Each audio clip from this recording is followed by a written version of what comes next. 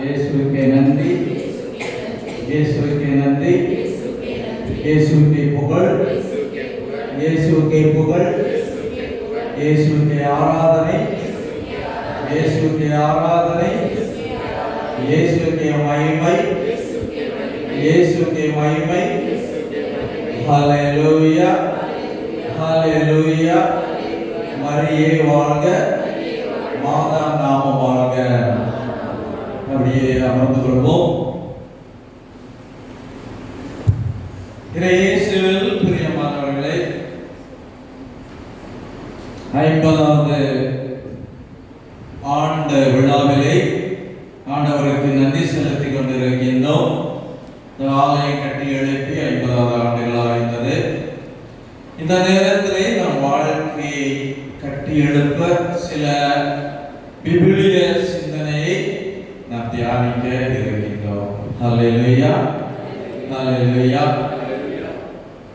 மனிதன் வளர்ச்சி அடையாதவாறு, முன்னேறி செல்லாதவாறு, ஆண்டவர் விரும்பாத சில காரியங்கள் மனிதனின் மனதிலே வந்துள்ளது. ஆண்டவருக்கு அது விருப்பமே கிடையாது. அவைகளை ஆண்டவரும் நமக்கு தருவது கிடையாது. ஆனால் மனிதனின் மனங்களிலே, இதயங்களிலே அவைகள் பதிந்து மனிதன் நடக்க முடியாமல், ஓட முடியாமல், எழுப்ப முடியாமல் அவனை கஷ்டப்படுத்திக் கொண்டிருப்பதை நாம் பார்க்கிறோம். இதையே மத்திய நற்செய்தி 15வது அதிகாரம் 13வது இறை வார்த்தையை இவ்வாறு நாம் சொல்லுகின்றோம். விண்ணக தந்தை நடாத நாற்றெல்லாம் பிடுங்கி எறியப்படும் என்று சொல்லுகிறார். நம் இதயத்திலே ஆண்டவர் ஆசீர்வாதங்களை தருகின்றார், வல்லமையை தருகின்றார், ஆற்றலை தருகின்றார், வாழ்வை தருகின்றார். அதை நிறைவாக ஆண்டவர் தருகின்றார்.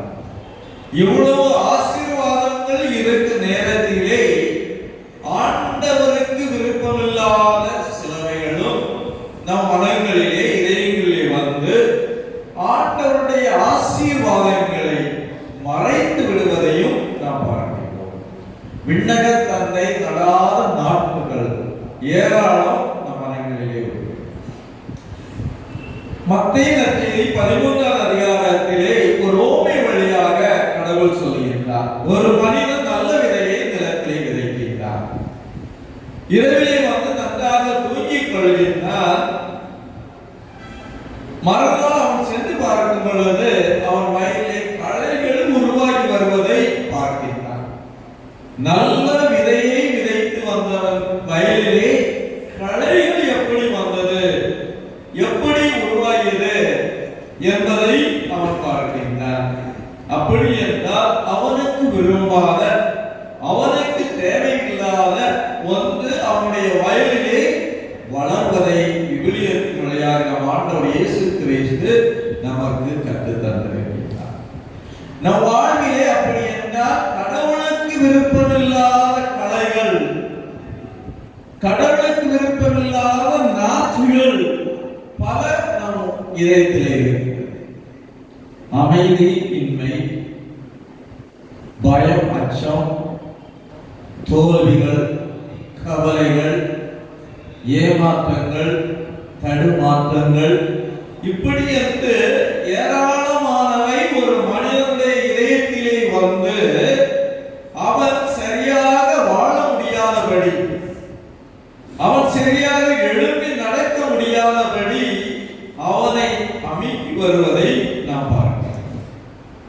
இயேசுவில் பிரியமானவர்களே, 38 வயதான ஒரு டாக்டர், அவர் உள்ளமாக இருக்கின்றார். மக்களுக்கு மோட்டிவேஷன் டாக், உற்சாகப்படுத்துகின்ற, உண்மையை தெரிவிக்கின்ற ஒரு சிமினரிலே சொல்லும்போது அவர் சொல்லுவார், 38 ஆண்டுகளுக்கு முன்னாலே நான் பிறந்த நாளிலே என்னை சுற்றி பல டாக்டர்கள் வந்து நின்று கொண்டிருந்தார்கள். காரணம், நான் எடை குறைந்தவனாக பிறந்திருந்தேன். காரணம், நான் சரியான உயரம் இல்லாதவனாக, அகலம் இல்லாதவனாக, குள்ளனாக நான் பிறந்திருந்தேன். அது மட்டுமல்லாமல் அவர்கள் ஆராய்ந்த பொழுது எனது உடலிலே பல உறுப்புகள் சரியாக செயல்படாத வண்ணம் இருந்து கொண்டிருந்தது. எனவே என்னை சுற்றி இருந்த டாக்டர்கள் அவர்களுக்குள் பேசினார்கள், ஐயோ பாவம், லக்கில்லாத குழந்தை, 24 மணி நேரம் கூட கடவுள் இந்த குழந்தைக்கு ஆசீர்வாத வாழ்க்கையை கொடுக்கவில்லையே என்று அவர்களுக்குள்ளே பேசினார்கள். 24 மணி நேரம் கூட இந்த குழந்தை வாழாது, இந்த உலகிலே வாழாது என்று சொன்னார்கள். அவ்வாறு சொல்லிவிட்டு அவர் சொல்வார், 38 ஆண்டுகளுக்கு பிறகு நான் வாழ்ந்து கொண்டிருக்கின்றேன், நான் ஒரு நாள் கூட வாழ மாட்டேன் என்று சொன்ன டாக்டர்கள் யாருமே இப்பொழுது இல்லை என்று சொன்னார். இயேசுவில் பிரியமானவர்களே, அதை சொல்லிவிட்டு ஒரு கருத்தை நமக்கு சொல்லித் தருகின்றார். உனக்கு ஆற்றல் தராத வார்த்தைகள், உன்னை வாழ வைக்காத வார்த்தைகள் யாரிடமிருந்து வந்தாலும் அதை நீ ஏற்றுக்கொள்ளாதே என்று சொல்கின்றார். உன்னை வாழ வைக்காத வார்த்தைகள், பல வார்த்தைகள் நம்மை வாழ வைக்கலாம். சாபங்களாக இருக்கலாம், ஏளன பேச்சுகளாக இருக்கலாம், புரளிகளாக இருக்கலாம், நம்மை சோர்ந்து போக செய்கின்ற வார்த்தைகள் பலரிடமிருந்து வந்து கொண்டிருக்கும். அவ்வாறு பெறுகின்ற வார்த்தைகள் உனக்கு ஆற்றல் தராது, உன்னை வளர விடாது. எனவே அந்த வார்த்தைகளை நீ கவனத்தில் எடுத்துக் கொள்ளாதே என்று அந்த டாக்டர் சொல்கிறார். எத்தனை பேர் சில வார்த்தைகளால இன்னும் வாழ்ந்தவர்களாக, வாழ முடியாதவர்களாக, அதிலிருந்து வெளியே வர முடியாதவர்களாக இருப்பதை நாம் பார்க்கிறோம். அப்படி என்றால் வாழ்வு கொடுக்கின்ற ஒரு வார்த்தை இருக்கிறது, நம்மை வாழ வளர செய்கின்ற வார்த்தை இருக்கின்றது. அந்த வார்த்தையானது எங்கிருந்து வருகின்றது? நம் ஆண்டவர் இயேசு கிறிஸ்துவிலிருந்து வருகின்றது, விவிலியத்தில் இருந்து வருகின்றது, இறை வார்த்தையிலிருந்து வருகின்றது. நானே உலகின் ஒளி என்று சொல்லுகின்ற வார்த்தையானது நம் ஆண்டவர் இயேசு கிறிஸ்துவிலிருந்து நமக்கு வருகின்றது. 23 வருடமாக ஒரு டிரைவர் லட்சக்கணக்கான கிலோமீட்டர் அந்த லாரியை அவர் பயணம் செய்திருக்கின்றார். 23 வருடங்களாக ஒரு சிறு விபத்து கூட அவர்களுக்கு நிகழ்ந்ததில்லை. பலரும் கேட்டார், எப்படி இது சாத்தியமாகியது? 23 வருடங்களாக ஒரு விபத்து கூட இல்லாமல் நீங்கள் எப்படி இந்த பயணம் செய்து கொண்டிருந்தீர்கள், இந்த வண்டியை ஓட்டிக் கொண்டிருந்தீர்கள் என்று சொன்னார்கள். அதற்கு அவர் சொன்னார், ஒவ்வொரு நாளும் நான் அந்த வண்டியை எடுக்க போகும் பொழுது, வண்டியை ஓட்ட போகும் பொழுது எனக்கு நானே ஒரு அறிவுரை கூறிக்கொள்வேன், எனக்கு நானே ஒரு ஆலோசனையை கூறிக்கொள்வேன். அது என்னவென்றால், பாதையை நோக்கி என் அறிவுரையை நான் எனக்கு நானே கூறிக்கொள்வேன். எனவே நான் வண்டியை ஓட்டும் பொழுது எனது சிந்தனை எல்லாம், எனது கவனம் எல்லாம் பாதையை நோக்கி கொண்டிருக்கும் என்று சொன்னார். இயேசுவில் பிரியமானவர்களே, கிறிஸ்தவர்களாகிய நமக்கு கடவுள் சொல்லி தந்தது இதுதான். நீ பார்க்க வேண்டிய ஒருவர் இருக்கின்றார், நீ பின்பற்ற வேண்டிய ஒருவர் இருக்கின்றார்.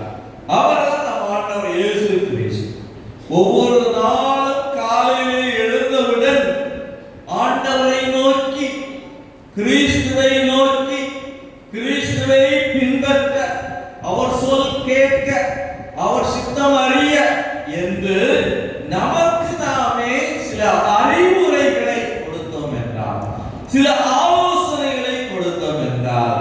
இயேசுவில் பிரியமானவர் எப்படி அந்த லாரி டிரைவர் பாதையை நோக்கி ஒரு ஆலோசனை கொடுத்து அதை பின்பற்றி வாழ்ந்து ஆபத்தில் விபத்தில்லாத ஒரு வாழ்வை அவர் கண்டுகொண்டாரோ அதுபோல நாம் கிறிஸ்துவை நோக்கிய வாழ்விலே நாம் வாழும் பொழுது ஆபத்தில்லாத, பயமில்லாத, அச்சமில்லாத ஒரு வாழ்வாக இருக்கும். இயேசுவில் பிரியமானவர்களே, கிறிஸ்துமஸ் விழாவை நாம் கொண்டாட போகிறோம். கிறிஸ்துமஸ் விழா கொண்டாடும் பொழுது ஒரு வாசகம், ஒரு நற்செய்தி வாசகம் வரும். பைபிள்ல வரும், மத்தேயு நற்செய்தியிலும் வரும். இயேசுவின் பரம்பரையை பற்றி அந்த இதிலே கொடுத்திருப்பார்கள். ஆபிரகாம் முதல் தாவீது முதல் அடிமை வாழ்வு முதல் என்று 14 பரம்பரைகளை அங்கே கொடுத்திருப்பார்கள். 42 பரம்பரைகள் அங்கே கிடைக்கும். இந்த 42 பரம்பரையிலே 5 பெண்கள் பேரும் அங்கே சேர்க்கப்பட்டது. 5 பெண்களுடைய பேர் அதில் வரும்.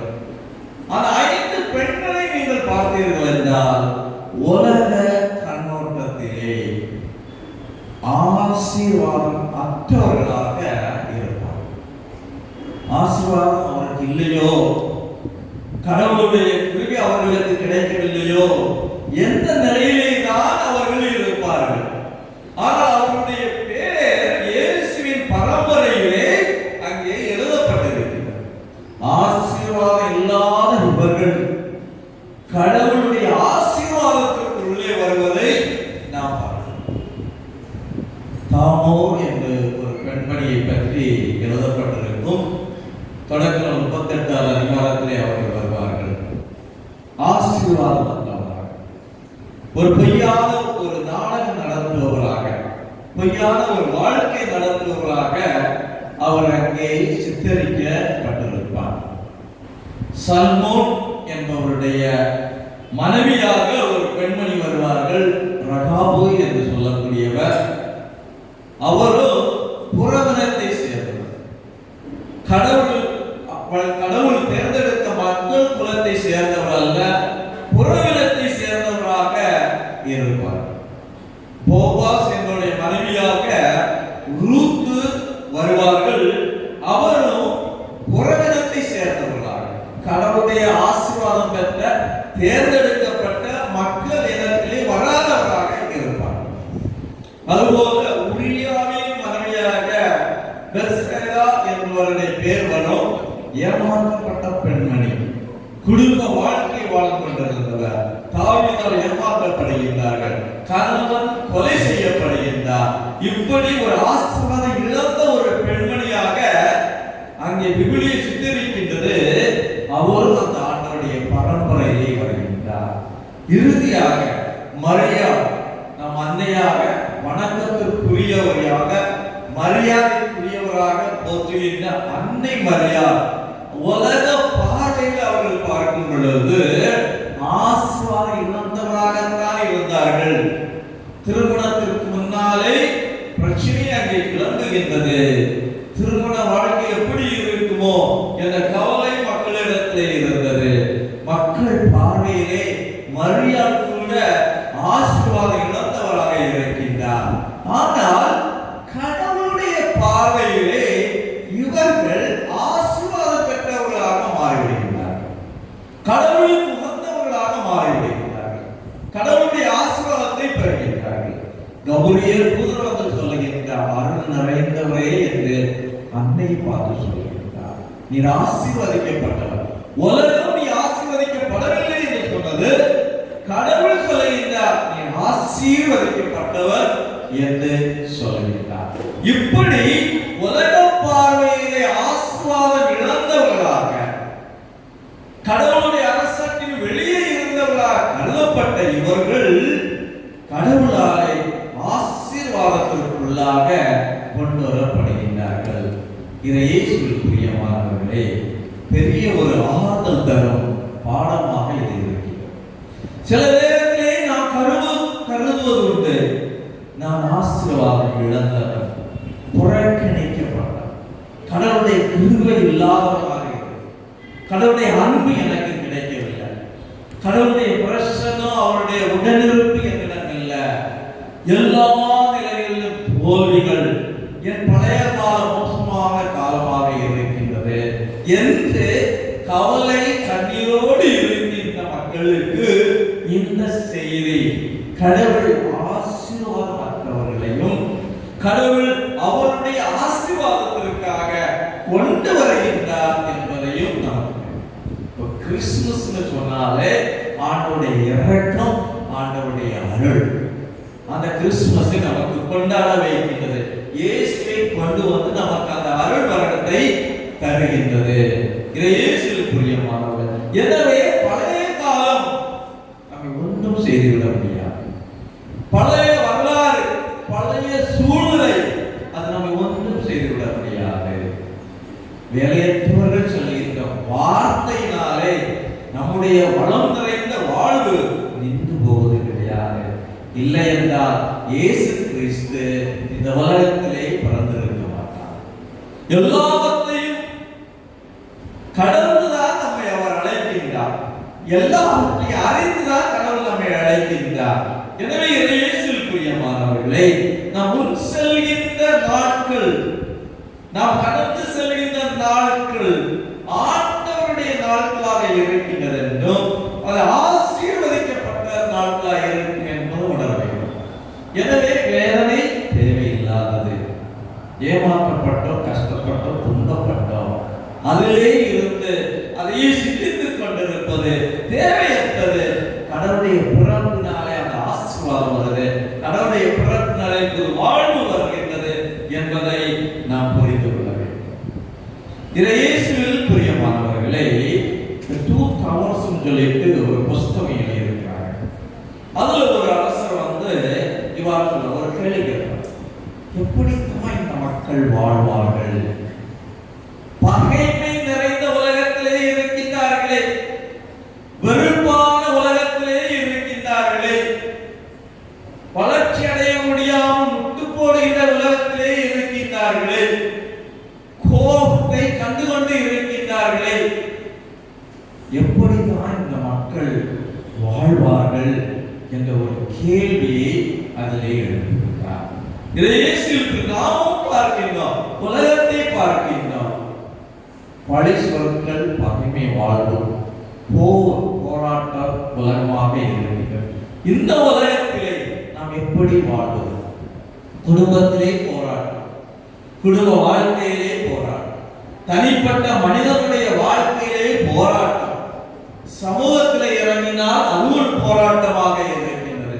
இப்படி வெறுப்பும் பகைமையும் வேதனை தருகின்ற நிகழ்வுகளை வாழ்ந்து கொண்டிருக்கின்ற நமக்கு எப்படி இந்த உலகத்தை நாம் சமாளிக்க முடியும் என்ற கேள்வி நம்முள்ளே எழுகிறது.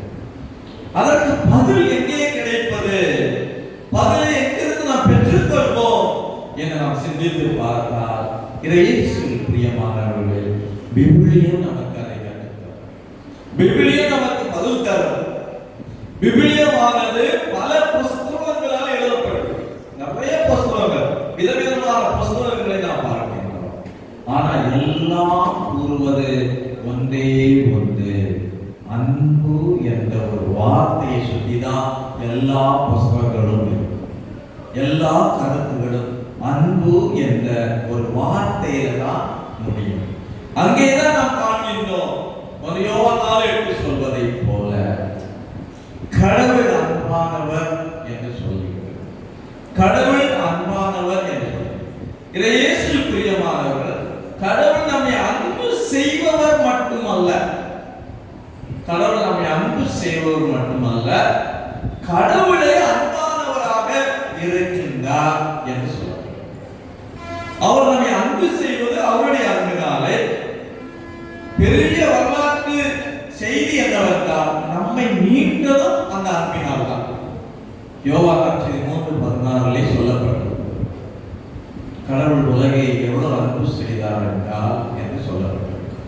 எனவே நம்முடைய மீட்பு வந்தது கடவுளுடைய அன்பினால் தான் என்பதை நாம் புரிந்து கொள்ள வேண்டும். அப்படி என்ற இந்த பகைமை நிறைந்த உலகம், இந்த வெறுப்பு நிறைந்த உலகம், பழி சொல்லுகின்ற உலகம், இப்படிப்பட்ட உலகத்திலே நாம் வாழ வேண்டும் என்றால் இயேசுவில் பிரியமானவர்கள், கடவுள் நமக்கு தந்திருக்கின்ற கருவி இந்த அன்புதான். இந்த அன்பை நாம் கை கொண்டோம் என்றால், இந்த அன்பை நாம் வாழ்வாக்கினோம் என்றால் இயேசுவில் பிரியமானவர்களே, எந்த கடவுள் விரும்பாத நாட்டும் நம் இதயத்தில் வர முடியாது, நம் உள்ளத்திலே வர முடியாது, நம்மை வழிவாங்காது, நம்மை பொறுமை இழக்க செய்யாது, நம்மை சோர்ந்து போக செய்யாது. இந்த அன்பு மட்டும் ஒரு ஊற்றாக நமது வாழ்விலே நமது இதயத்திலே இருக்க நாம் கற்றுக்கொள்ள வேண்டும். அன்பை நாம் பெற்றால் மட்டும் போதாது, அன்பை நாம் சேமித்து வைத்தால் மட்டும் போதாது, அன்பு பகரப்பட வேண்டும், பிறரோடு பகரப்பட வேண்டும். அதுதான் உண்மையான அன்பாக இருக்கிறது. எப்படி இந்த அன்பை நாம் பிறரோடு பகிர்ந்து கொடுப்போம் என்றால், இயேசுவில் பிரியமானவர்களை, உடைந்தவர்களுக்கு கை கொடுக்கும் பொழுது, உடைந்தவர்களுக்கு கை கொடுக்கும் பொழுது நாம் இந்த அன்பை நாம் பகிர்கின்றோம். ஒரு சிறுவன் கடவுளை காணணும்னு சொல்லிட்டு அவங்க அம்மாவோட சொல்லிட்டு பை நிறைய சாக்லேட்டு, பிஸ்கெட்டு, ஜூஸ் எல்லாம் எடுத்துக்கிட்டு அப்படியே நடந்து போறோம். எப்படியாவது கடவுளை இன்று நாம் கண்டுகொள்ள வேண்டும் என்று நடந்து செல்கின்றார். பல மணி நேரம் நடந்தாயிட்டு கடவுளை அவன் காணவில்லை. ஒரு பூங்காவிலே சேர்ந்து அங்கே உட்கார்ந்து கொண்டிருக்கின்றார். பசி எடுக்கின்றது அவனுக்கு, பையிலே பொருட்கள் இருக்கிறது, அதை எடுத்து சிறிதாக உண்ண ஆரம்பிக்கின்றார். அந்த நேரத்தில் அவன் பார்க்கின்றார், ஒரு வயதான மூதாட்டி இன்னொரு பெண்ணிலே இருந்து கொண்டிருக்கின்றார்கள். சோர்வடைந்து இருக்கின்றார், பசியோடு இருக்கின்றார்கள். வயது அதிகமாக இருந்ததுனால முகமெல்லாம் வரிகளாக அங்கே தென்படுகின்றது. சிறுவன் அந்த தாயை பார்க்கின்றார். ஒரு பிஸ்கெட்டை எடுத்துக்கொண்டு அந்த தாயிடம் கொடுக்கின்றார். அதை பெற்றுக்கொண்ட அந்த தாயானவள் ஒரு புன்னகை செய்கிறார். அந்த சிறுவனை பார்த்து ஒரு புன்னகை, ஒரு மகிழ்ச்சியை வெளிப்படுத்தும் விதத்துல ஒரு புன்னகை அங்கே செய்கின்றார்கள். சிறுவன் ரொம்ப சந்தோஷப்பட்டு அந்த புன்னகையை பார்த்து மிகவும் மகிழ்ந்தவனாக ஓடோடி போய் இன்னும் அதிகமான பிஸ்கட்டுகளை எடுத்துக்கொண்டு அந்த தாயிடம் கொண்டு கொடுக்கின்றான். தாய் அவைகளை பெற்றுக்கொண்டு மீண்டும் மகிழ்ச்சியாக சந்தோஷமாக புன்னகையை உதிர்க்கின்றான். அவன் வீட்டுக்கு செல்கின்றான். தாயானவள் கேட்கின்றான், கடவுளை நீ கண்டாயா என்று, கடவுளை நீ பார்த்தாயா என்று கேட்கிறார். அந்த சிறுவன் ஆமா கடவுளை கண்டேன் என்று, எப்படி இருந்தார் என்று கேட்டு வருது. அந்த சிறுவன் சொன்னார், சிரித்துக் கொண்டிருந்தார், புன்னகை பூத்துக் கொண்டிருந்தார், மகிழ்ச்சியாக இருந்தார் என்று சொன்னார். இதை இயேசுவில் பிரியமானவர்களே, ஒருபோதும் நம் கடவுளை காண முடியாது. இந்த உலகத்துல கொஞ்சம் சின்ன அப்படிதான் சொல்லி தருவாரு. இந்த உலகத்துல ஒருபோதும் கடவுளை காண முடியாது. உண்மையான கடவுளை விண்ணுலகத்துல தான் நாம் காண முடியும். கடவுளுடைய பிரசன்னத்தை நாம் பார்க்கலாம், கடவுளுடைய அடையாளத்தை இந்த உலகத்திலே பார்க்கலாம், அவருடைய துணை இருப்பு, அவருடைய பிரசன்னத்தை நாம் பார்க்கலாம். எப்பொழுது அந்த பிரசன்னத்தை நாம் கண்டுகொள்ள முடியும்? பிறருடைய முகத்திலே, பிறருடைய முகத்திலே ஒரு சந்தோஷத்தை நாம் வரவழைத்தால், ஒரு மகிழ்ச்சியை நாம் வரவழைத்தால், ஆண்டவருடைய பிரசன்னத்தை நாம் கண்டுகொள்ளலாம். கடவுளுடைய உண்மையான அந்த உடனிருப்பை நாம் கண்டுகொள்ளலாம். எனவே இயேசுவில் பிரியம், உடைந்தவர்களுக்கு உதவி செய்யும் பொழுது, ஏழைகளுக்கு உதவி செய்யும் பொழுது கடவுளுடைய பிரசன்னத்தை நாம் கண்டுகொள்ள முடியும். கடவுள் அன்பானவர், அன்புள்ளவர்கள் தான் உடைந்தவர்களுக்கு உதவி செய்ய முடியும். எனவே அன்பினால் மட்டும்தான் கடவுளை கண்டுகொள்ள முடியும். நம் ஆண்டவர் அதை செய்தார். சிறுவர்களை அழைத்தார். சிறுவர்களை என்ன வரவிடுங்கள், அவர்கள் வலுவற்றவர்கள், எளிமையாக இருக்கிறார், எளிதாக அவர்களை தடுத்து விடலாம். ஆண்டவர் சொன்ன அவர்களை வரவிடுங்கள். சிறுவர்கள் பலகீனமானவர்களுக்காக பரிந்து பேசுகின்ற கடவுளை, பெண்களுக்காக உதவி செய்கின்ற கடவுளை பார்க்கிறோம். அவர்களும் ஒரு விதத்திலே பலகீனமாக இருக்கின்றனர் சமுதாயத்தில். எனவே அவர்களுக்காக பரிந்து பேசுகின்ற நம் ஆண்டவர் இயேசு கிறிஸ்துவை பார்க்கின்றோம். ஏழைகளுக்காக பரிந்து பேசுகின்ற நம் ஆண்டவர் இயேசு கிறிஸ்துவை நாம் பார்க்கிறோம். எனவே அன்பின் வெளிப்பாடு இந்த பிறரை வாழ்க்கையில் ஒளியேற்றுவது, மகிழ்ச்சியை வர செய்வது. இரண்டாவது பார்த்தீங்கன்னா, இயேசுவில் பிரியமானவர்களே, இந்த அன்பை எப்படி நாம் பகிர்ந்து கொடுக்க முடியும் என்றால், மிக சின்ன பரமக்கு சொல்லி தருகின்றார், ஒருவருக்கு ஒருவர் பொறுமையாக இருங்கள் என்று சொல்லுங்கள். பொறுமையாக இருங்கள் என்று சொல்லுங்கள். பொறுமை கிடையாது, யாருக்குமே பொறுமை கிடையாது.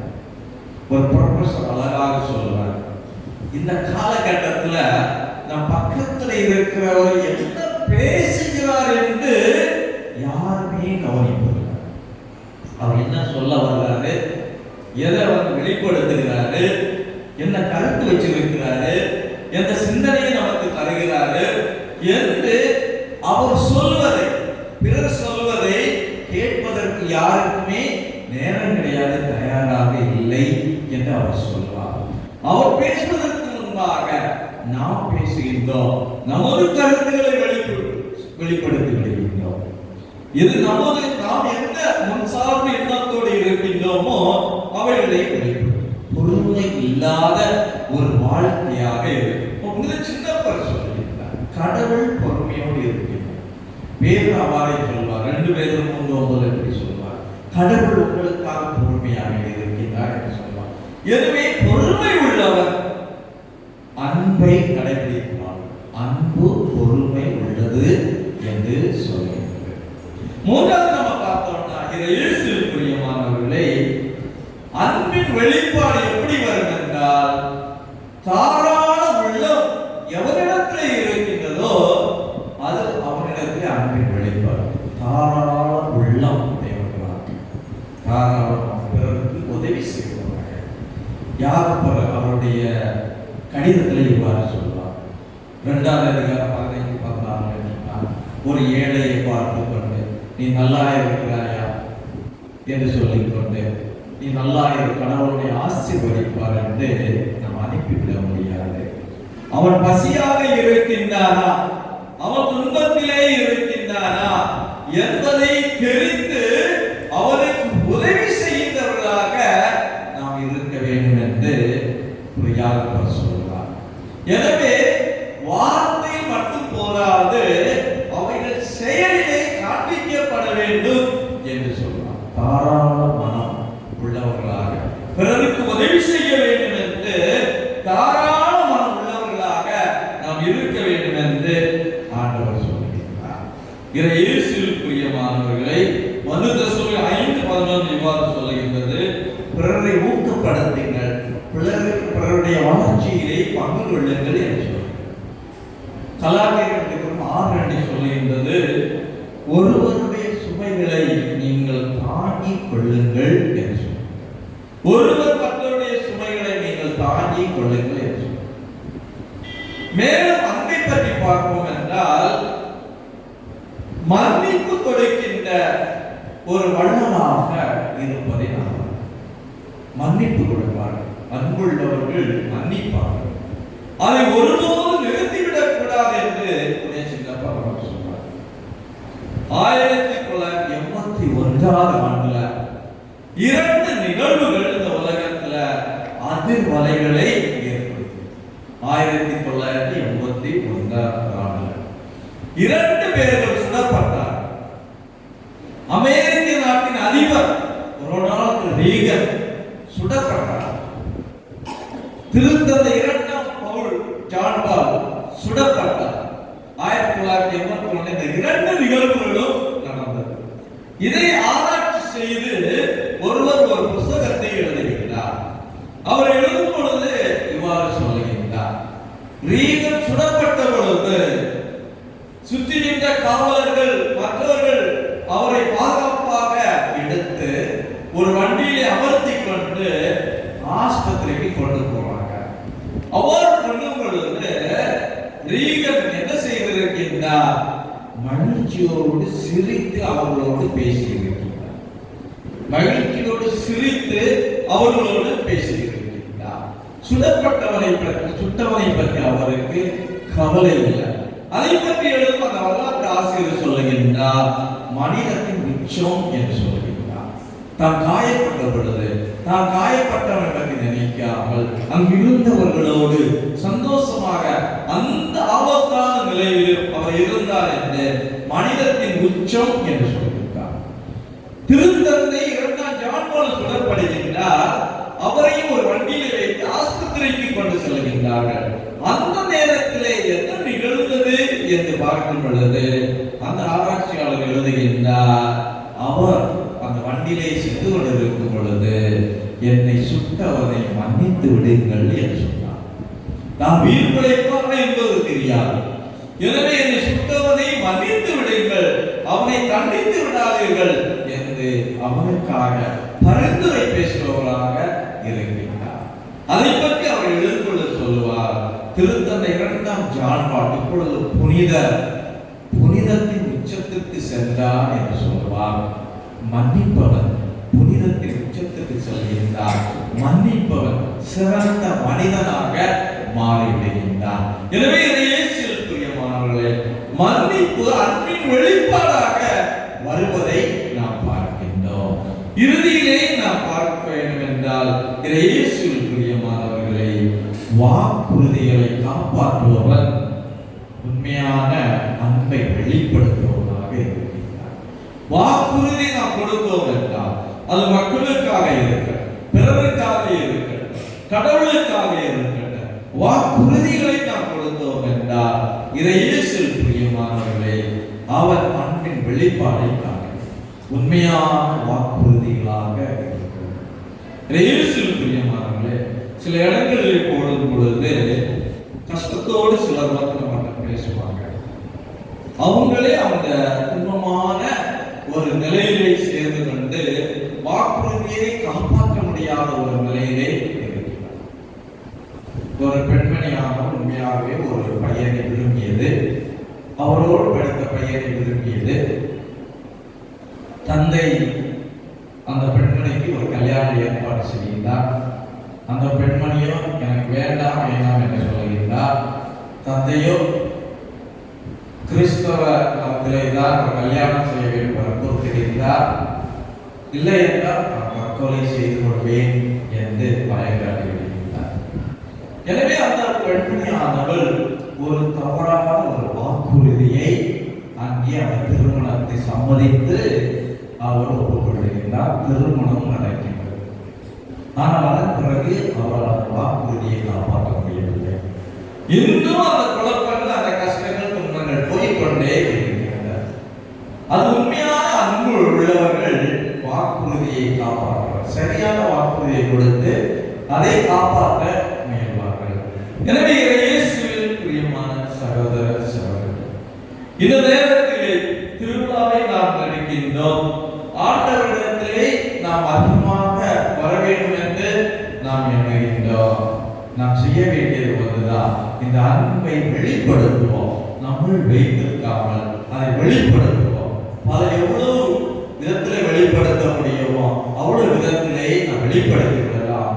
பெற்றோர்களோடு உறவோடு இருக்கலாம், பேசாதவர்களோடு நாம் பேசலாம், பக்கத்திலே பசியாக இருப்பவர்களுக்கு சில உதவிகளை நாம் செய்யலாம்.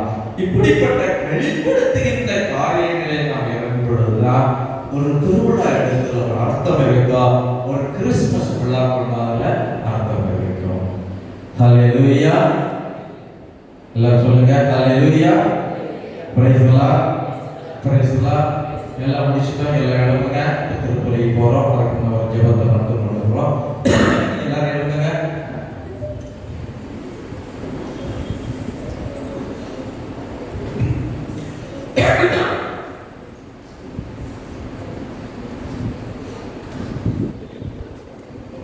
இயேசுவில் பிரியமானவர்களே, இஸ்ரேல் மக்களின் வரலாறு நம் வாழ்வுக்கு எப்பொழுதுமே ஊக்கத்தை கொடுப்பதாக, நம்மை ஆற்றல்படுத்துவதாக இருக்கிறது.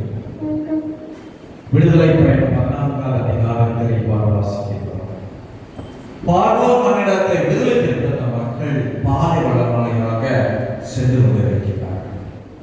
முன்னால் அவர்கள் பார்க்கின்றார்கள், அங்கே செங்கடல் இருந்து கொண்டிருக்கிறது. பின்னால் பார்க்கின்றார்கள், வீரர்கள் அவர்களை துரத்தி கொண்டு வருகிறார்கள். இஸ்ரேல் மக்களும் நடுவிலேயே நின்று கொண்டிருக்கிறார்கள். முன்னும் செல்ல முடியாது, பின்னாலும் செய்ய முடியாது. எனவே பயம், அச்சம், தோல்வி, வாழ்வை இழந்த ஒரு சூழ்நிலையில நாம் இருப்பதை நாம் பார்க்கின்றோம். கண்களை மூடிக்கொண்டு நாம் சிந்தித்து பார்ப்போம். நம்மை நெருங்குகின்ற சூழ்நிலைகள், நம்மை முன்னால் செல்ல முடியாதவாறு நம்மை கட்டுப்படுத்துகின்ற சூழ்நிலைகள் என்னவென்று நாம் பார்ப்போம். எது நமக்கு வேதனையை கொண்டு வருகின்றது, எது நமக்கு அச்சத்தை கொண்டு வருகின்றது, எது நம்மை தடுத்து நிறுத்துகின்றது என்பதை நாம் பார்ப்போம். இஸ்ரேல் மக்கள் அவருடைய துன்பத்தை கண்டுகொண்டார்கள். எது அவர்களை துன்புறுத்துவதை கண்டுகொண்டார்கள்? செங்கடல் துன்புறுத்துகின்றது, போர் வீரர்கள் துன்புறுத்துகின்றது. அவர்கள் கண்டுகொண்ட ஒரே வழி ஆண்டவரை நோக்குவது. ஆண்டவரை பார்த்தார்கள். ஆண்டவரை நாங்கள் என்ன செய்ய வேண்டும் என்று அவர்கள் ஆண்டவரை பார்த்தார்கள். நாம நமது வாழ்விலே துன்பங்கள், கஷ்டங்கள், வேதனைகள், நோய்கள், வறுமைகள், வேலையின்மை என்று இருக்கும் நேரத்திலே நாம் பார்க்கின்ற ஒரு கடவுளாக இருக்க வேண்டும். கடவுள் இஸ்ரேல் மக்களை பார்த்து சொன்னார், ஏன் பயப்படுகிறீர்கள்? நீங்கள் செல்கின்ற பாதை சரியான பாதை தான். முன்னாலே செங்கடல் இருக்கிற நீங்கள் பயப்படாதீர்கள், நான் இருக்கின்றேன் உங்கள் கூட, நீங்கள் நடந்து செல்லுங்கள் என்று எதை கண்டு பயந்தார்களோ அதை நோக்கி நடக்க ஆண்டவர் செய்தார். சில நேரத்தில் கடவுள் அதைத்தான் நடத்திருப்பார். எதை கண்டு நாம் பயந்து இருக்கின்றோமோ, எதை கண்டு நாம் அச்சப்பட்டு இருக்கின்றோமோ, இதோ வழியிலே என்று பயங்கி இருக்கின்றோமோ, ஆண்டவர் சொல்றார், பயப்படாதே, அந்த வழியாகவே நீ செல், அந்த ஒருவனே நீ வாழ், அந்த வேலையிலே இருந்து கொள், அந்த தொழிலே நீ செய் என்று ஆண்டவர் நம்மை உற்சாகப்படுத்தி வெளியேறினார். இஸ்ரேல் மக்களும் ஆண்டவருடைய வார்த்தையை கேட்டு நகர்கின்றார்கள் செங்கடலை நோக்கி. மோசேயை பார்த்து ஆண்டவர் சொன்னார், மோசே ஏதேனை பார்த்து கொண்டிருக்கின்றார், நீ வழிநடத்துவதற்கு உன்னிடத்தில் அந்த கருவி இருக்கின்றது, கோல் இருக்கின்றது உன்னிடத்திலே, அதை கடலை நோக்கி காட்டு என்று சொன்னார். அவர்களுக்கு இருந்த கருவியை மோசே மறந்திருந்தார். ஆண்டவரால் கொடுக்கப்பட்ட வல்லமைக்குள் கருவி மோசேயிடத்தில் இருந்தது. அதை அவர் மறந்து நின்றார். ஆண்டவர் அவருக்கு ஞாபகப்படுத்தினார், நான் அந்த கருவி உன்னிடத்தில் இருக்கின்றது, நான் வழிகாட்டுவதற்காக, உனக்கு துணை செய்வதற்காக அந்த கோல் உன்னிடத்தில் இருக்கின்றது, அதை நீ செங்கடலை நோக்கி காட்டு என்று சொன்னார். கடவுள் நம்மை அனுமதியாக பிறக்க முடியவில்லை, நம்மை நிர்வாகமாக கடவுள் நம்மை பிறக்க வைக்கவில்லை.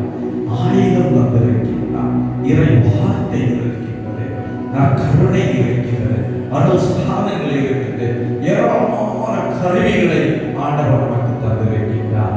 அதை பயன்படுத்தி ஆண்டவர் சொல்லுகின்றார், நீ விவிலியம் வாசித்தால் நீ ஆற்றலுடையவனாக மாறுவார், நீ என் உடலை சொன்னாலே நீ ஆற்றல் உள்ளவனாக மாறுவார் என்று சொன்னார். முடிவிலே என்ன நடந்தது? இஸ்ரேல் மக்கள் இதோடு பாதை நின்றுவிட்டது என்று எண்ணினார்கள், இனிமேல் போக முடியாது என்று எண்ணினார்கள். மோசே அந்த கோலை நீட்டிய பொழுது பெரிய ஒரு பாதை அவர்களுக்கு தென்பட்டது. குறுகிய பாதையானது பெரிய பாதையானது. உலகம் முடியவில்லை, அவருடைய வாழ்வு முடியவில்லை, இன்னும் தொடர்கின்றது என்பதை சுட்டி காட்டியது. இயேசுவில் பிரியமானவர்களே, நமது வாழ்க்கை முடிவடைவது கிடையாது, நமது பாதைகள் முடிவடைவது கிடையாது. அது எவ்வளவு குறுகலாக வந்தாலும் நெடுஞ்சாலையாக மாற்றுகின்ற கடவுள் நம்மோடு இருக்கின்ற உணர்வு கொண்டு ஆண்டவரை நம்பி நாம் கடந்து செல்வோம். நம் பாதை வழியாக செல்வோம். ஒருவேளை நாம் ஏழைகளாக இருக்கலாம், ஒருவேளை நாம் படிப்பு இல்லாதவர்களாக இருக்கலாம், ஒருவேளை நாம் தொழில் இல்லாதவர்களாக இருக்கலாம், ஒருவேளை நாம் வருமானம் இல்லாதவர்களாக இருக்கலாம், ஒருவேளை நாம் ஆசீர்வாதம் இல்லாதவர்களை போல உலகத்திற்கு தென்படலாம். ஆண்டவர் நெடுஞ்சாலையை காட்டுகின்ற, பெரிய ஆசீர்வாதங்களை காட்டுகின்ற நாட்கள் வெகு தூரம் இல்லை என்று உணர்ந்து கொண்டு ஆண்டவரோடு பயணம் செய்வோம். இயேசுவே நன்றி, இயேசுவே நன்றி, இயேசுவே நன்றி.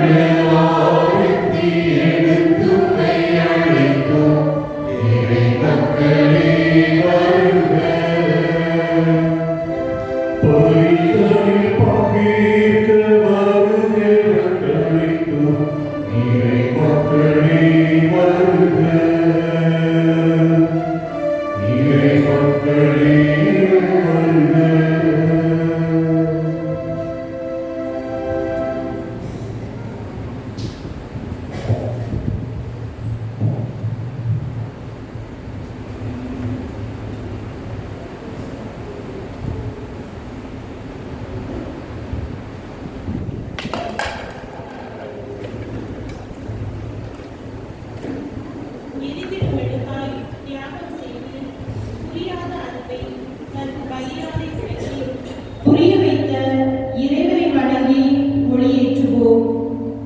பங்கு பணியை பாங்குடன் ஆற்றி நம்முடைய மகிழ்ச்சியில் பங்கேற்று நமக்காக ஜெபிக்க வந்திருக்கும் கடையாளமுக பங்கு தந்தை அருள்பணி எஸ். அலெக்சாண்டர் அவர்களை மகிழ்ச்சி என்ற சுடரை குத்துவிளக்கின் முதல் விளக்காக ஏற்ற அன்புடன் அழைக்கிறோம்.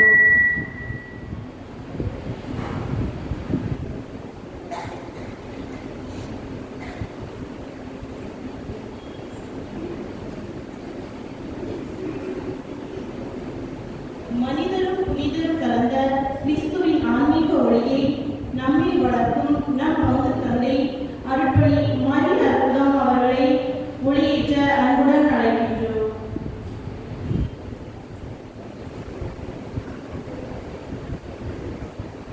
திரு அவையின் கல்வி பணி, மருத்துவ பணி, நற்செய்தி பணி இவற்றிற்காக தங்களை அர்ப்பணித்து செயல்படும் அருள் சகோதரியை மூன்றாம் திரியேற்ற அன்புடன் அழைக்கின்றோம்.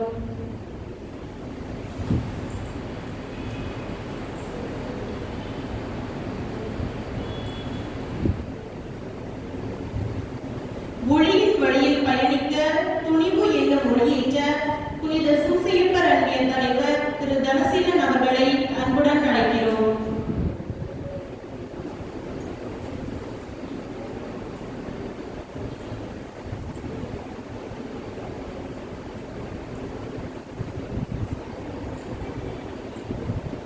தன் கையே தனக்குதவி என்று செயல்பட, இறைவனின் துணையில் ஒற்றுமையுடன் செயல்பட, ஒற்றுமை என்னும் மொழியேற்ற சாந்திதான் பெண்கள் முன்னேற்ற சங்கத்தின் தலைவர் திருமதி பாத்திமா சுஜி அவர்களை 5ஆம் திரியினை ஏற்ற அன்புடன் அழைக்கிறோம்.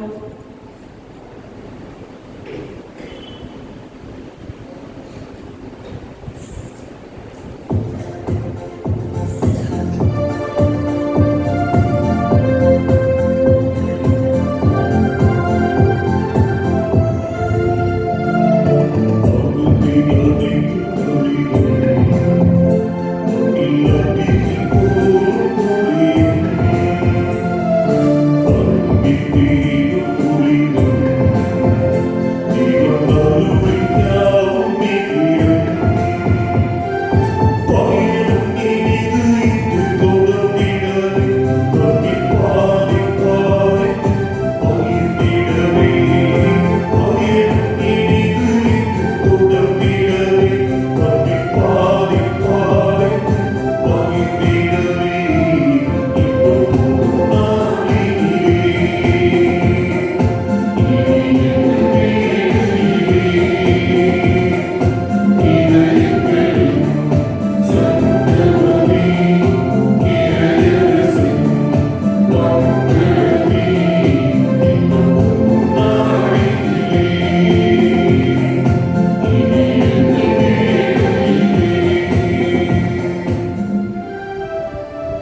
தந்தை மகன் தூய ஆவியாரின் பெயராலே.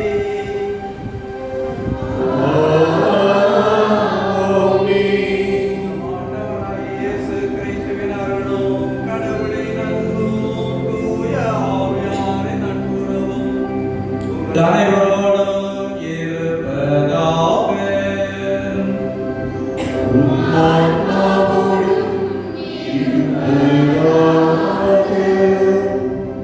குடும்பங்கள் கொண்டாடும் சமூகங்களாக போதையில்லா பாதைகளை நமதாக்குவோம்.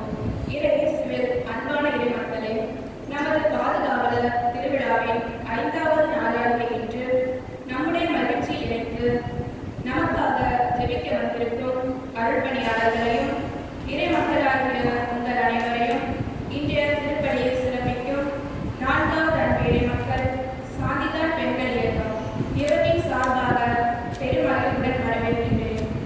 இன்று நாம் தியானிக்க இருக்கும் சிந்தனை குடும்பங்கள் கொண்டாடும் சமூகங்களாக போதையில்லா பாதைகளை நமதாக்குவோம் என்பதாகும். ஆதிக்க மனநிலையும் சுயநலமும் படைத்த அரசியல்வாதிகள் மக்களுக்கு தீமை தரும் காரணிகளை செயல்படுத்தி அதன் மூலம் தங்களுடைய பணபலத்தையும் அதிகார பலத்தையும் வெளிக்காட்டுகிறார்கள். ஆனால் வாழ்வின் வளர்ச்சி ஊற்றான இறைவார்த்தை குடிவெறி மனநிலையை கண்டிக்கிறது. விடியற்காலையிலே விழித்தெழுந்து மதுவை நாடி அடைந்து இரவு வரை பிடித்து பொழுதை போக்குகிறவர்களுக்கு ஐயோ கேடு, குடிக்க வாங்கி கொடுப்பவனுக்கும் ஐயோ கேடு என்கிறது அவகுப்புநூல் 5:22. மதுவை அருந்துபவர்கள் சட்டத்தை மறந்து அமளியை உருவாக்குவார்கள்.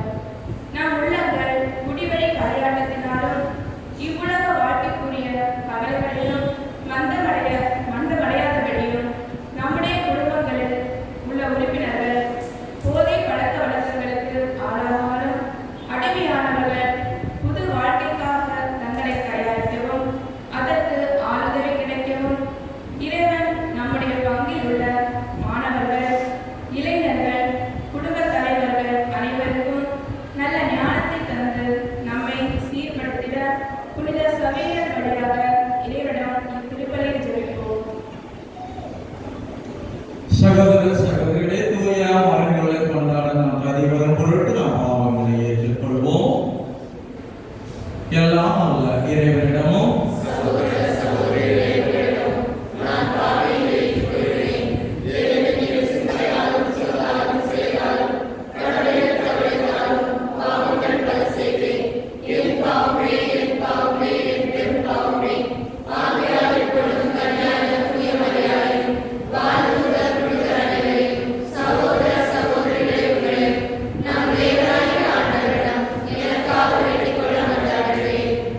எல்லாம் அல்ல இறைவன் நம் மீது இறக்கி வைத்த பாவங்களை மன்னித்து நம்மை நிலை வாழ்விற்கு அழைத்து செல்வாராக.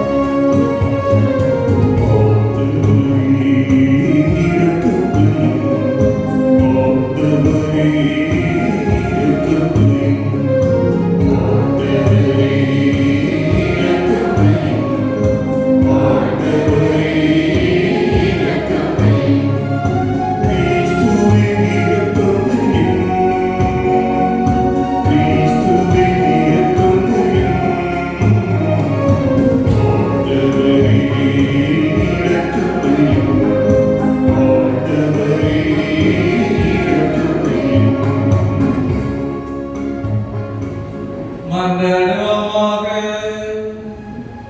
ஆண்டவரே, உமது அருளை எங்கள் மனங்களில் பொழிந்தருள உம்மை வேண்டுகின்றோம். உம் திருமகன் மனிதரானதை வானூர் வழியாக நாங்கள் அறிந்திருக்கின்றோம். அவருடைய பாடுகளினால் சிலுவையினால் உயிர்ப்பின் மாற்றி பெற நீர் எங்களை அழைத்து செல்வீராக. உம்மோடு ஐக்கியத்தில் இறைவனாய் என்றென்றும் வாழ்ந்து ஆட்சி செய்தீர்கள் ஆண்டவரும் உம் திருமகனுமாகிய இயேசு கிறிஸ்து வழியாக உம்மை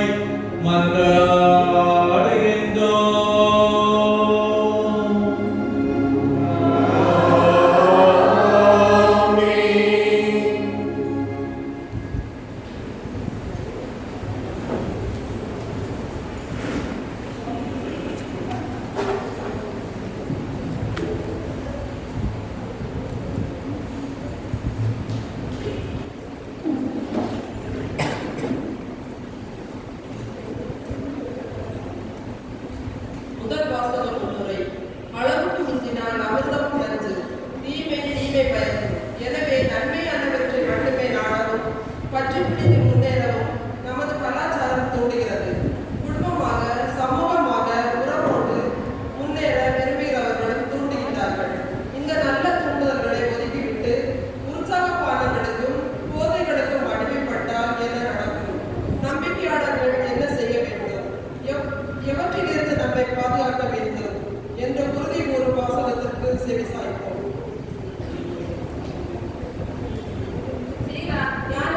வாசகம் அதிகாரம் 31 இறைவசனம் 25 முதல் 31 வரை. திராட்சை ரசம் அருந்துவதால் உன் ஆற்றலை காட்ட முயலாதே.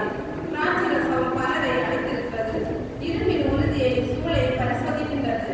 தெருக்குற்றோரின் பூசல்களை அவர்கள் உள்ளத்தை திராட்சை ரசம் பரிசோதிக்கின்றது. திராட்சை ரசத்தை அளவோடு குடிக்கின்ற போது அது மனிதனுக்கு வாழ்வை அளிக்கின்றது. திராட்சை ரசம் இல்லாத வாழ்க்கை என்ன வாழ்க்கை? மானிடத்தின் மதிப்புக்காக அது படைக்கப்பட்டது. உரிய நேரத்தில் அளவோடு அருந்தப்படும் திராட்சை ரசம் உள்ளத்திற்கு இன்பத்தையும் மனதிற்கு மகிழ்வை அளிக்கிறது. அளவுக்கு மீறி அருந்தப்படும் திராட்சை ரசம் சினத்தையும் பூசலையும் தூண்டிவிடுகிறது. மனக்கசப்பை விளைவிக்கிறது. அறிவிலிகள் தங்களுக்கே கேடு விளைவிக்கும்படி குடிவெறி அவர்களின் சீற்றத்தை தூண்டிவிடுகிறது. அவர்களின் வலிமை குறைகிறது. அவர்கள் காயப்பட நேரிடுகிறது. திராட்சை ரசம் பரிமாறப்படுவதிலிருந்து உனக்கு அடித்திருப்பவரை கடிந்து கொள்ளாதே. அவர்கள் மகிழ்ந்திருக்கும் போது அவர்களை இகழாதே. அவர்களை பணிந்து பேசாதே. கடனை திருப்பி கேட்டு அவர்களை தொல்லைப்படுத்தாதே. இது ஆண்டவர்களாக வருவாக்கு.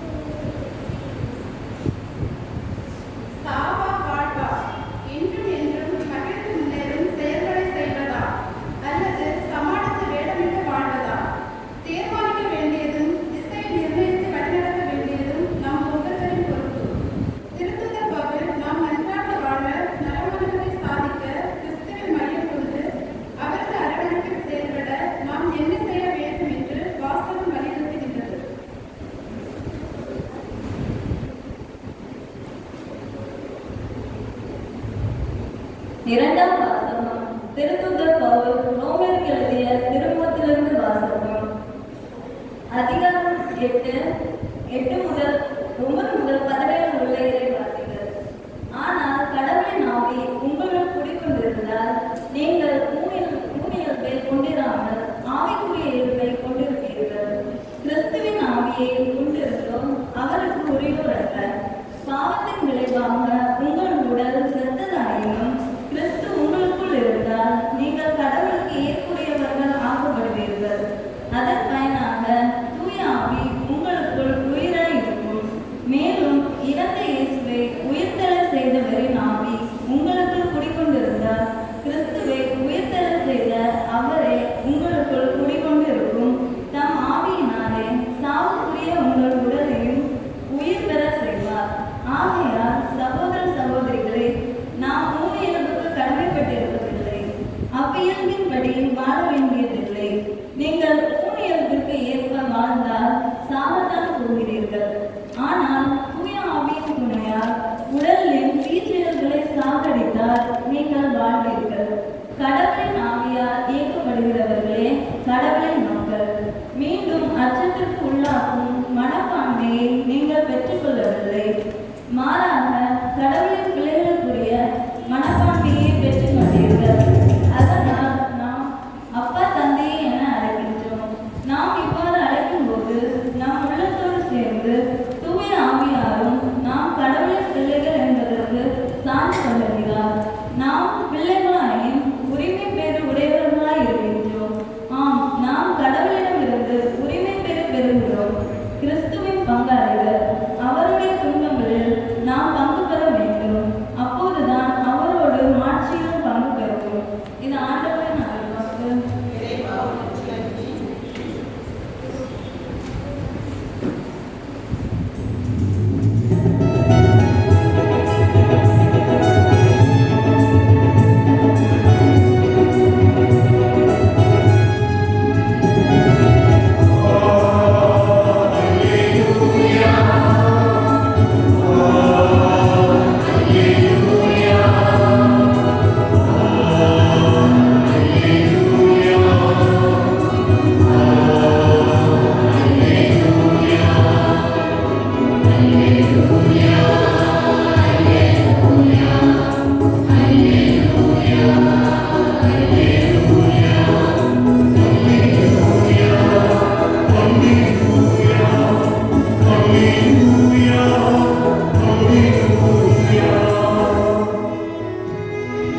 நான் உங்கள் மீது அன்பு செய்வது போலவே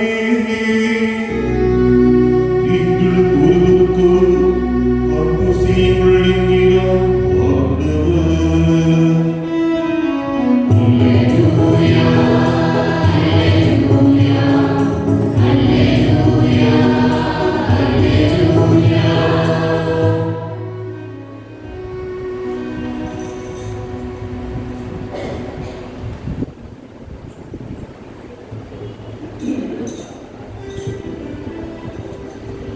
ஆண்டவர்களோடு இருப்பாராக.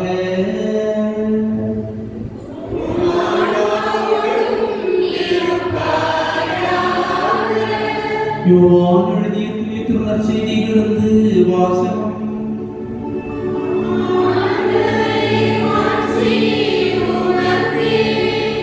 பகுதி 2.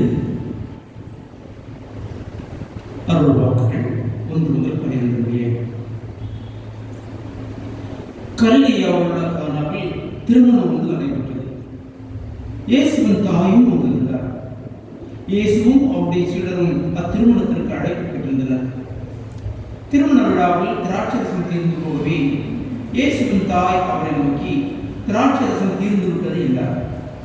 இயேசு அவரிடம், அம்மா, அதை பற்றி நாம் என்ன செய்ய முடியும்? எனது நேரம் இன்னும் வரவில்லையே என்றார். இயேசுவின் தாய் பணியாளரிடம், அவர் உங்களுக்கு சொல்வதெல்லாம் செய்யுங்கள் என்றார். யூதரின் தூய்மை சடங்குகளுக்கு தேவையான 6 கருத்தொட்டிகள் அங்கே இருந்தன. அவை ஒவ்வொன்றும் 2-3 குடம் தண்ணீர் கொள்ளும். இயேசு அவரிடம், இத்தொட்டிகளில் தண்ணீர் நிரப்புங்கள் என்று கூறினார். அவர்கள் அவற்றை விழிப்புவரை நிரப்பினார்கள். பின்பு அவர் இப்போதும் வந்து பந்தி மேற்பார்வையாளர்கள் கொண்டு போங்கள் என்று அவரிடம் கூறினார். அவர்களும் அவ்வாறே செய்தார்கள். பந்தி மேற்பார்வையாளர் திராட்சரசமாய் மாறியிருந்த தண்ணீரை சுவைத்தார். அந்த ரசம் எங்கிருந்து வந்தது என்று அவருக்கு தெரியவில்லை. தண்ணீர் கொண்டு வந்த பணியாளர்களுக்கே தெரிந்திருந்தது. ஆகையால் பந்தி மேற்பாளர் மணமகனை கூப்பிட்டு, எல்லோரும் நல்ல திராட்சரசத்தை முதலில் பரிமாறுவர், யாரும் விருப்பம் போல் குடித்த பின் தான் தரம் குறைந்த ரசத்தை பரிமாறுவர். நீர் நல்ல ரசத்தை இதுவரை பரிமாறாமல் ஏன் வைத்தீர் என்று கேட்டார். இதுவே இயேசு செய்த முதல் அருண்படையாகும். இது கிறிஸ்து வழங்கும் நற்செய்தி.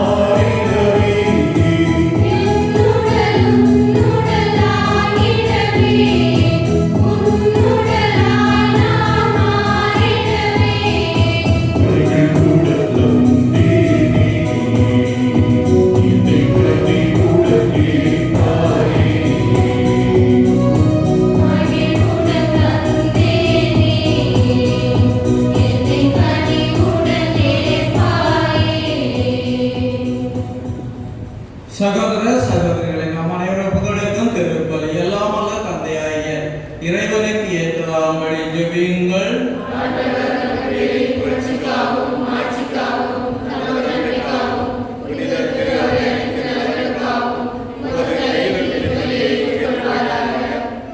ஆண்டவரே, புனித மரியாவின் திருவயத்தை தூய ஆவியார் தமது வல்லமையால் நிரப்பினார்.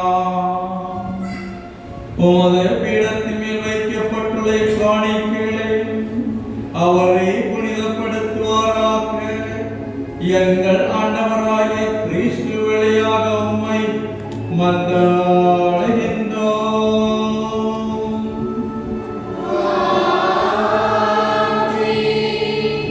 ஆண்டவர்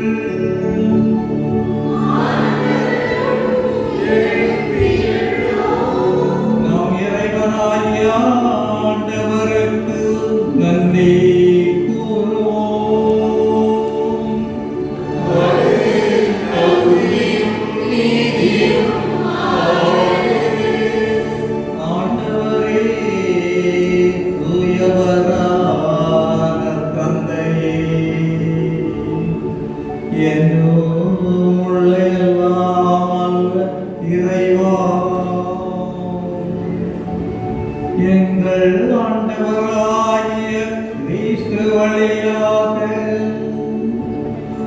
எந்நாளும் எவ்விடத்திலும் நாங்கள் உமக்கு நன்றி செலுத்துவது மெய்யாகவே தகுதியும் நீதியும் ஆகும். எங்கள் கடமையோ மீட்புக்குரிய செயலும் ஆகும்.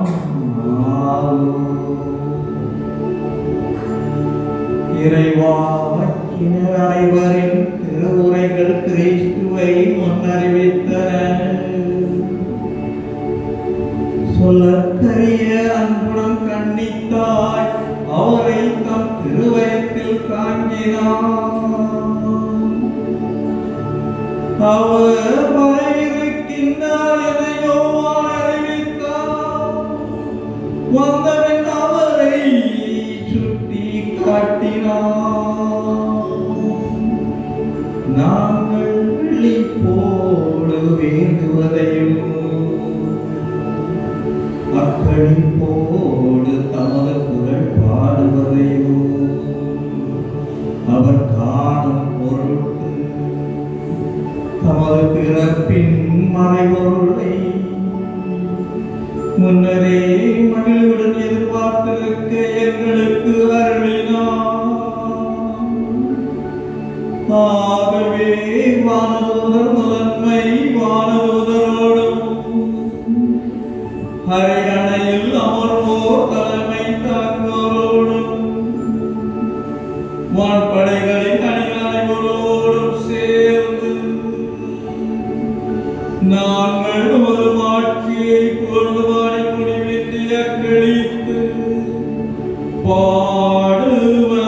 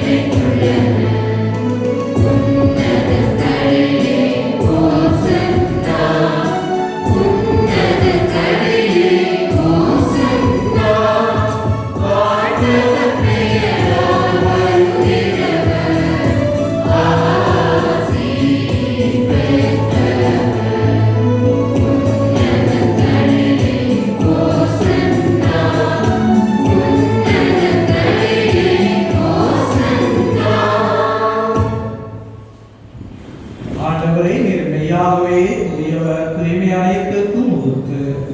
ஆகவே உம்முடைய ஆவியை பொழிந்து காணிக்கைகளை தூய்மைப்படுத்த உம்மை வேண்டுகின்றோம்.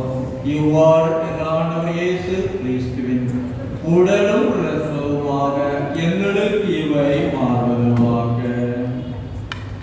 அவர் பாடுபட உலகணிந்து தம்மை கையளித்த போது அப்பத்தை எடுத்து நன்றி செலுத்தி அதை பிடித்து தம் சீடர்களுக்கு அளித்து கூறியதாவது: அனைவரும் இதிலிருந்து பெற்று உண்ணுங்கள், ஏனெனில் இது உங்களுக்காக கையளிக்கப்படும் என் உடல்.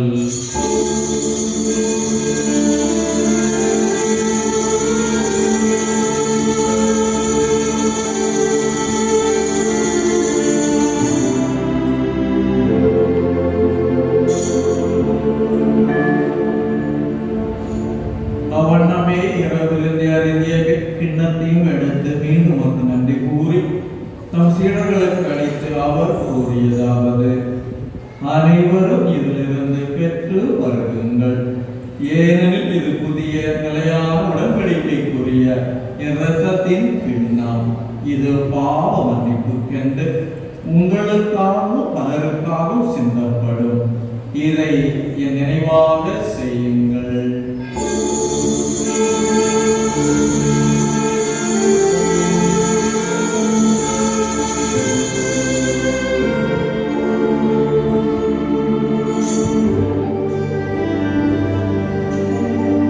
நம்பிக்கையின்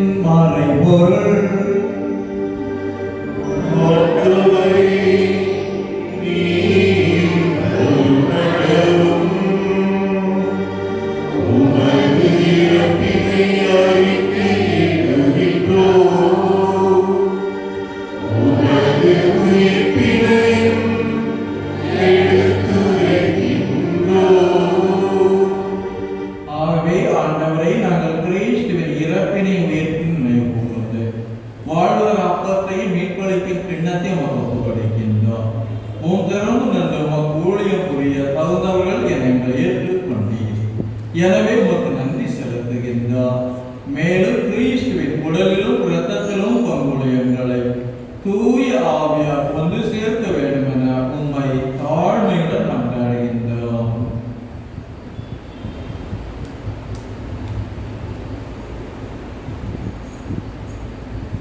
நிறைவா உலகமெங்கும் பரவியிருக்கும் உமது திரு அவையை நினைவு கூர்ந்தருளும்.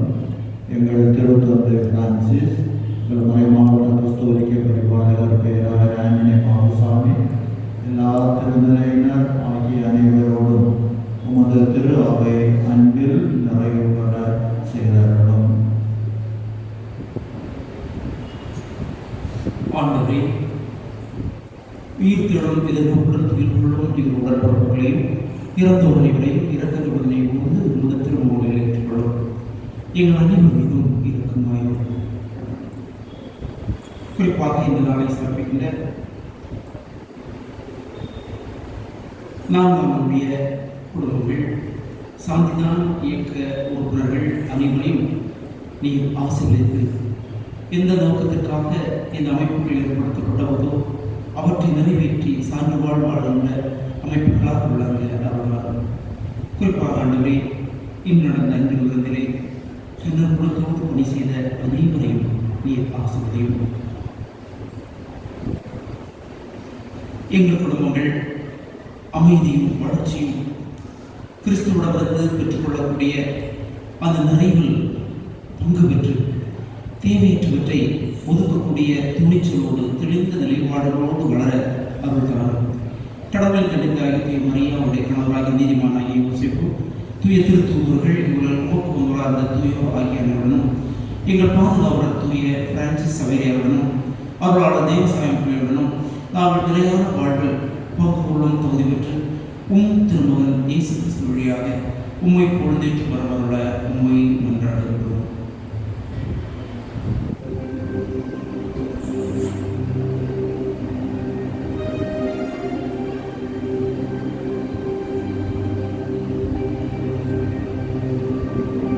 இவர் வழியாக இவரோடு இவரில் எல்லாம் வல்ல இறைவனாகிய தந்தையே,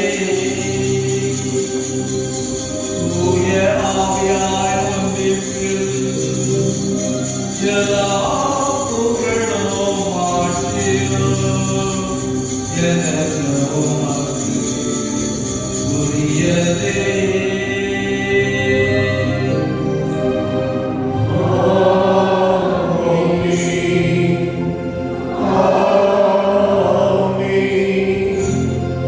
Amen.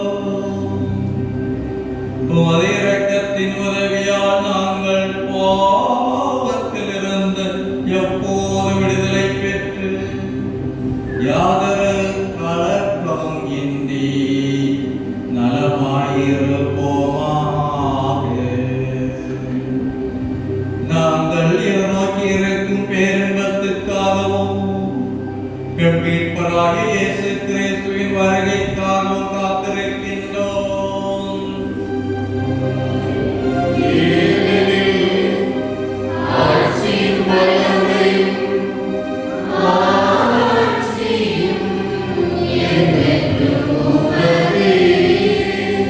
ஆண்டவரே இயேசு கிறிஸ்துவே, அமைதியை உங்களுக்கு விட்டு செல்கின்றேன்.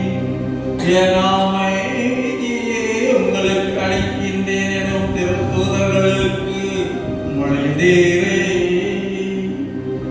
எங்கள் பாவங்களை பாராட்டுவ நம்பிக்கையை கண்ணோக்கி உமது திருவுளத்திற்கு ஏற்பதற்கு அமைதி ஒத்துமை அளித்தவீரார். என் வாழ்நாட்சி செய்கின்றவர் நீரே.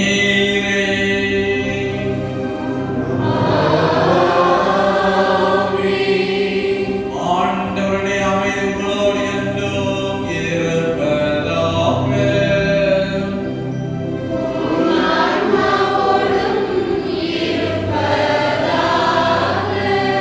ஒருவருக்கொருவர் அமைதியை அறிவித்துக் கொள்வோம்.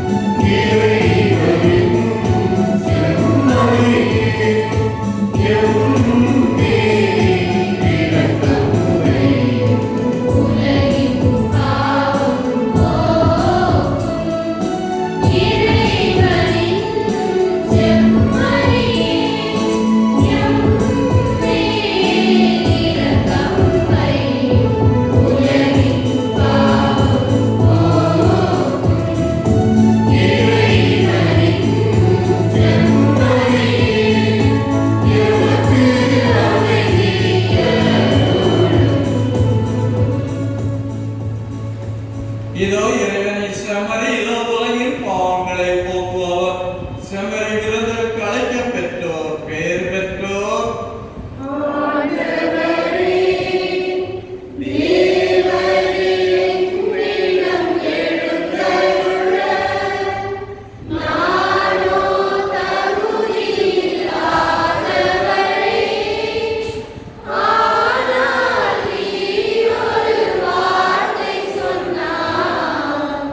என்ன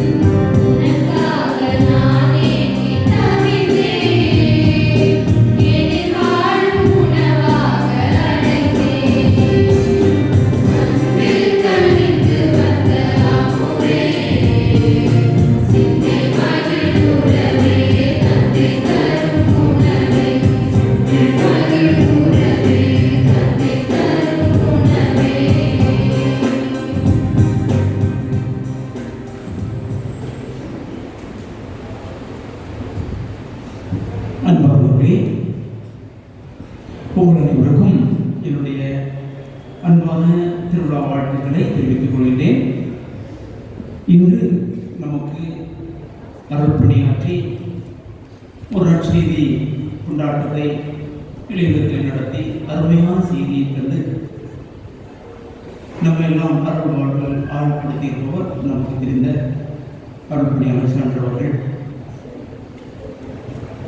இவர்களை பார்க்கும் போதெல்லாம் எனக்கு திருத்துதர் பணியிலே காணுகின்ற பர்னபா என்ற திருத்துதரை தான் நினைவு வரும். பவுல் எவ்வளவுதான் பெரிய ஆளாக இருந்தாலும் சில ஊர்களுக்கு போக முடியாது. ஏன்னா அந்த ஊர்கள் அந்த மாதிரி குழப்படிகள்லாம் இருக்கும். எனவே திருத்துதர் குழு பர்னபாவை கூட அனுப்புவாங்க. பர்னபா அப்படியே எல்லாத்தையும் பேசி பழகி ஒரு விஷயம் முடிந்து உறவுகளை செல்மைப்படுத்தி நல்ல ஒரு படித்தளத்தை ஏற்படுத்தியிருக்கிறார். அதே போலதான் தந்தை உறவு இன்னைக்கு பணியாற்றக்கூடிய கடையாளோட பக்கத்தில் எனக்கு தெரியும். கூட்டத்துக்குள்ள நான் இருந்தேன். ஏராளமான பிரச்சனைகள், ஏராளமான போட்டிகள் அதெல்லாம் உண்டு. ஆனால் தந்தை அவர்கள் தன்னுடைய உடற்பாலும் தொடர்புகளும் நிறத்தாலும் இன்று நாம் சொல்றோம் இல்லையா, கூட்டியக்க திருவை மக்களை அரவணைத்து இணைத்து பக்குவமாக கொண்டு செல்லக்கூடிய ஒரு அருமையான அருட்பணி கலையை கொண்டிருக்கிறார். இதுக்கு ஒரு சூத்திரம், மனம் திரும்பாம நற்செய்தியை ஏற்றுக்கொள்ளாம பெரிய அளவோடு சாதிக்க முடியாது. எனவே மனம் திரும்புவதற்குரிய நற்செய்தியை ஏற்றுக்கொள்ளக்கூடிய இறையாட்சி கருத்துரைகளை வளர்க்கக்கூடிய அமைதியான ஆழமான தெளிவான உறுதியான பணிகளை தந்தையவர்கள் செய்வார்கள். அது மட்டுமல்ல, இதை பற்றி கவலைப்படுவார்கள். காரணம், அவர் கிறிஸ்துவில் தன்னுடைய முகத்தை பதிய வைத்து உங்களுடைய திருச்சபை என்னுடைய வேலைகள் மீதெல்லாம் நீங்கள் மதமுக்கோளோ வெற்றியோ தோல்வியோ என கவலைப்படணும் இல்லை என்கின்ற ஒரு ஆழமான அருள் நிறைய அல்லது ஆன்மீக அனுபவம் தந்தையவர்கள் உண்டு. தந்தையவருடைய இந்த அருமையான ஆளுமைக்காகவும் திருச்சபையில் அவர் செய்து கொண்டிருக்கின்ற பணிக்காகவும் இன்றைய இந்த பணிக்காகவும் நம்முடைய நன்றிகளையும் பாராட்டுகளையும் தெரிவித்துக் கொள்வோம். தந்தையவர்கள் பணி உண்மையிலே கடினமான ஒன்று. அதை நிறைவுக்கு கொண்டு வர அவருக்காக நாம் தொடர்ந்து ஜெபிப்போம். அடுத்த நம்முடைய மூத்த தந்தை அவரும் கடவுள் எவ்வளோ கூடாது உறுதியை அடிச்சு வச்சுருக்காரு. அதை இறுதி மூச்சு வரை ஒரு சான்று வாழ்றோம். கிறிஸ்துவ உள்ள அந்த உணவு அமைப்பு இதில் ரொம்ப ஸ்ட்ராங்கான எடுத்துக்காட்டான ஒரு தந்தை. இப்போ தெரியும் கஷ்டம் தான் இருந்தாலும் இப்படி வந்திருக்காங்க. தந்தையவர்களுக்கு நம்முடைய பாராட்டுகளை வாழ்த்துக்களை தெரிவித்துக் கொள்வோம். மனநடைந்த வளர்ப்புதான் இந்த அன்பு மருந்து சமைப்பது பக்குவப்படுத்துவது கடினம்தான். இருந்தாலும் அதை விட மேலானது முக்கியமானது இன்பத்தோடும் பொறுப்போடும் நெருக்கடி சூழ்நிலை வந்தால் சுறுசுறுப்பு அதற்கேற்ற திட்டத்தோடும் உணவை பகிர்ந்து கொடுப்பது, விருந்து உபசாரம் செய்வது, அதை மிகச் சிறப்பாக செய்திருக்கிறீர்கள். குறிப்பாக நம்முடைய சகோதரிகள் பயனுள்ளவர்கள். ஒரு விதத்தில் ஆண்களை விட அவ்வளோதான் பாராட்டு நல்லா இருக்கு.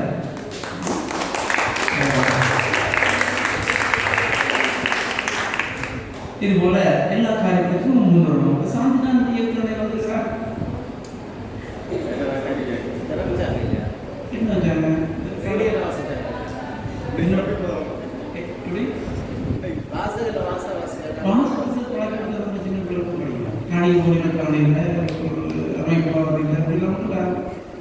அந்த இயற்கை காரியங்களும் இதே போல அன்பின் காரியங்களும் சாதமாக செய்வதாக அன்போடு கேட்கின்றேன். நன்றி.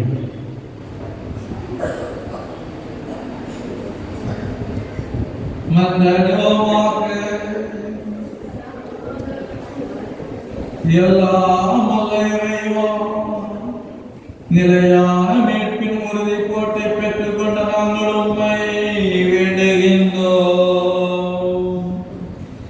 மீட்பளிக்கும் திருநாள் நெருங்கி வரையும் வேளையில் நாங்கள் மேன்மேலே இறைப்பற்றுடன் திருமகனுடைய பிறப்பின் மறைநிகழ்வை தகுதியான முறையில் கொண்டாட முன்னேறுவோமாக.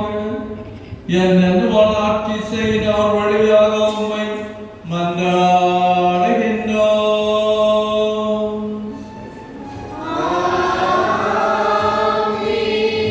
ஆண்டவர்களோடு இருப்பாராக.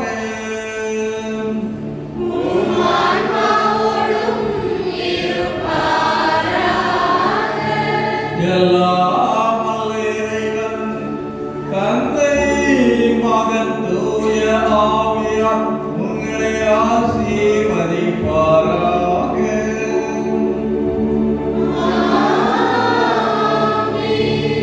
சென்று வாழுங்கள், திருப்பலி நிறைவேறிற்று.